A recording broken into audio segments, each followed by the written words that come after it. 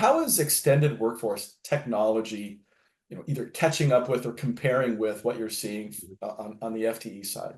Yeah, no, Jeff, that's a great question. I know that we had talked a little bit about this, that this influencer forum today could go in that direction. And I think there's a couple of different ways of looking at it, right? Because I do think that folks that aren't as familiar with VMS or MSP or the solutions in our space that make the contingent workforce world go round, um, they may not perceive our technology and our services and solutions as being as strong, as expansive, or have the reach as your HRIS platform, right? Of your workforce management, your RPOs, and your systems of record, even ERP.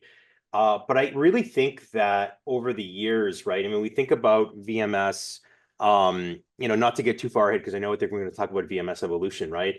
I always say that, VMS really started as e-procurement for staffing suppliers, right? I mean, it was essentially a catalog-based system that allowed someone who's running contingent workforce program to manage their staffing suppliers, optimize the supplier base, and do and execute, automate all of the non-fun tactical stuff that no one wants to do manually, right? So, but I do think that if anything, extended workforce tech has caught up and in some passes surpassed where FTE tech is, right?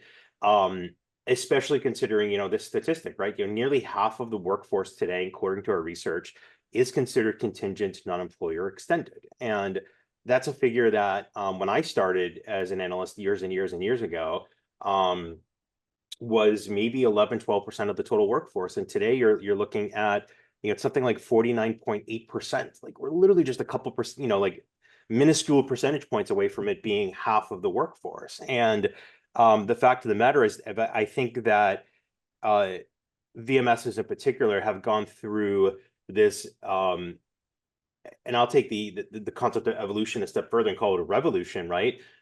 When you are when you're in the thick of a recession, right? Like we were back in 2007, 2008. When you're in the midst of a financial crisis caused by a health crisis, like we went through 4.5 years ago, what's one of the number one things that businesses do, right? They scale down their workforce, right? And because we live in a modern age where when it's a lot easier to recover from these things, right? I mean, think of the Great Recession, right? I mean, I think 4 or 5 years out of undergrad, just a few years as an industry analyst, I saw firsthand what it was like for businesses that recovered quickly to be able to say, well, we let go 12% of our staff and we didn't anticipate an uptick in demand for our products and services. We need to hire quickly, right? And who is there to save the day? And that was your contingent talent, right? And so VMS was there and the MSPs too, right? The extended workforce solutions were there when we went through these monumental periods in business history. And so I think that really forced these types of platforms to innovate more, to lean more on creativity, progressive functionality, right? And honestly, too, I mean, obviously, you see some of the biggest HRIS platforms talk about AI and what they're doing with artificial intelligence and how they're leveraging generative AI and different integrations and how they're introducing things like employee experience and candidate experience into their platforms. But I think, to be honest, VMS was honestly very much ahead of those solutions. Extended workforce it's like a roller coaster, right? And if you're on the tech side of that, you have to almost,